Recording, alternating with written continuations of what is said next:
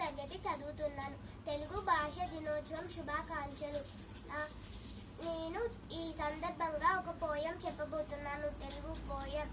అదిగదిగో తోట తల్లి మన పాలిట పాల వెళ్ళి రమ్మని పిలచెను గదరా, రాము సోము పదరా, తమ్ముళ్ళారా మనమంతా తప్పక వెళ్ళాలిరా, ఆటలతో పాటలతో పూటలే గడపాలిరా, ముందు ముందుగా దేవుడు మూతలే ఆడాలిరా, పిమ్మట పాటల తన దిమ్మని వీడాలిరా, ఆటపాట అయినాక అలసిపోనందాక చిన్న చిగురు పాపలతో వెన్నపూల బాలలతో మనసు తీరాన మమత రూరాన పాటలు పాడుకుందాము, మనమంతా మంచి మంచి కథలు విందామురా.